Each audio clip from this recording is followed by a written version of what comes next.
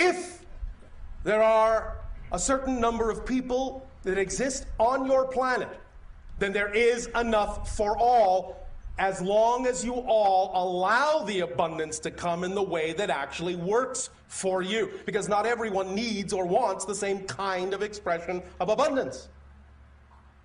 So the idea is, if you all allow synchronicity to show you what your kind of abundance may be at any given moment, and this doesn't mean you can't have this kind then, and this kind now, and another kind later on. It can change around, but it will change around in such a manner that it will change around in harmony with everyone else's change around. So that if suddenly someone needs this, and you need that, and then later you need this, and they need that, it will change in perfect harmony, in perfect synchronicity. And you will get it when you need it, at exactly the right place, at exactly the right time. Not a moment before, but not a moment later either. The idea is to understand that you don't have to make any of this work. All you have to do is allow it to work, because it already works. It does. It really does. Honest. It does. Again, if it didn't, you wouldn't exist. You would not be supported in your existence at all. Please remember how unconditionally supported you are. You are so unconditionally supported by creation that you are even allowed to believe you are not unconditionally supported. That's how unconditionally supported you are. So take it at face value. If you actually have been given the ability to believe that you are worthless, that you are unsupported, that you are nothing, and yet you still exist, what you are being given is a demonstration that the universe is absolutely willing to unconditionally support anything you say is true about yourself. So if it's willing to support you when you say, I'm worth nothing, I am hateful, I am a bad person, I am worthless, if it's willing to support you there, it is certainly willing to support you when you say, I am creative, I am loving, I deserve. There is absolutely no difference in the eyes of creation, no contradiction whatsoever. And when you decide which one is true for you, there is nothing in existence that will contradict you. It will simply reflect whatever you have said is true about you at that moment. Because that's what it means to be made in the image of creation. That you decide, you have your free will to decide who and what you are, and that reflection is given to you through your passion, your joy, your love, your excitement. It's as simple as that if you want it to be. Of course, if you enjoy complication, by all means, please do so. Because I don't want to take away your fun. And if you feel like struggling, if you feel like making an effort out of it, by all means do so, because that's valid too. That's the point. It's all valid. And when it becomes all valid, when you do not judge this as being less than that, then paradoxically you will actually get what you prefer more often, because you are not focused on trying not to get that. The idea is that when every choice is equal, then it is easy to choose what you prefer. But if you are afraid of certain choices and devalue them, then you're actually devaluing a part of creation, and you will only get the reflection that you are devaluing a part of yourself. And therefore, you will be forced, in a sense, simply by the nature of existence, to focus on the thing you are devaluing, because that's where your focus is. You're putting undue energy on making it stand out in some way, shape, or form from the rest of the choices that you could make that are all equal. And any time you make something stand out, you're putting energy into it and saying, this needs to be bigger and more important than anything else. And therefore, whether positive or negative, it will be. Until you can relax your insistence that it needs to be so important and allow yourself to know that it will not control you, it will simply respond to you in whatever way, shape, or form you start choosing to respond to the idea of yourself.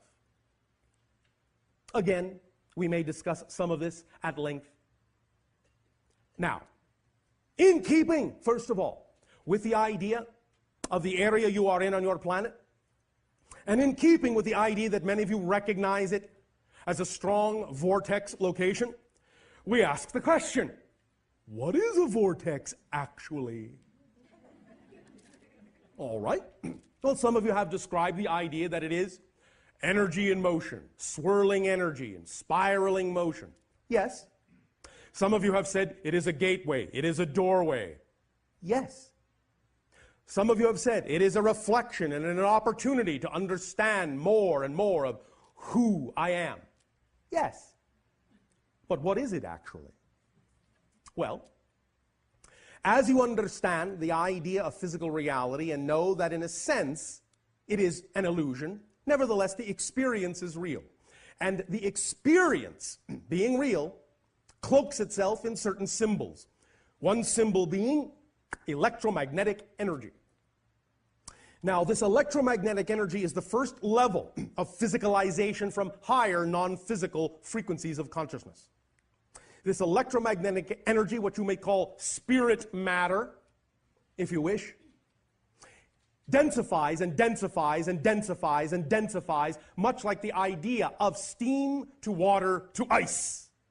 All made of the same stuff, you might say, but at different frequencies, different experiences, going from the less material to the denser material of the physical world experience. Again, yes, illusionary, but the experience is real as you describe it, and as you have collectively agreed to participate in it to varying degrees. The vortex, therefore, is that which is representative of, shall we say, vibrational, harmonic, nodal points in your reality that represent all stages of frequency, from lowest to highest, in that sense, that make up the experience you are having and connect you to higher realms as well. It represents a scale, a spectrum, if you will, of those nodal point frequencies that allow for access into different domains of consciousness. It is in that sense, therefore, capable of being utilized as an unlocking mechanism in a variety of ways according to whatever your imagination is attracted most to. Because every technique and every tool and every situation is what we call a permission slip. Anything like that is actually not doing the thing itself in terms of the changes you feel, but it is reflective of and representative of the idea of your belief system as it might exist at present. And as you find yourself attracted to be in certain locations and take advantage of certain vortices and energies, the idea is that you have attracted yourself to that because that represents the arrangement at that moment of your belief system, and that in that it reflects the arrangement of your belief system. It gives you insight into yourself sufficiently to allow you to give yourself permission to be more of who you are. So it's not like the vortex is doing it for you, but the vortex is like a reflection of what you are willing within your belief system structure to allow yourself to give yourself permission to do. So all these things are permission slips to allow you to give yourself permission based on your belief system of allowing yourself to be more of who you prefer to be. In that you have gravitated to this particular one, all of you, it is clear that you all have similarity of frequency, even though it is also quite varied.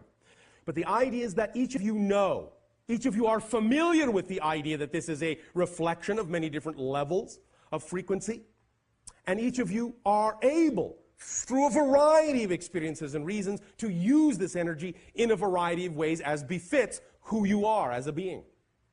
And you can come together and sometimes work at this in groups, or you can do it individually and or both.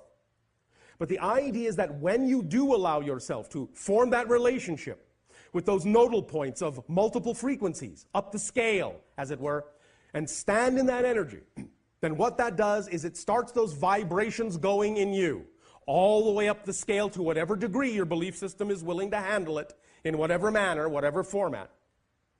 And by unlocking those things in that way, it will allow the belief systems that are within you that are out of alignment to be brought to the forefront and dealt with and integrated. And allow them to be transformed into belief systems that are within alignment to the joy, creative love, and excitement that represents your true, natural, vibrational self.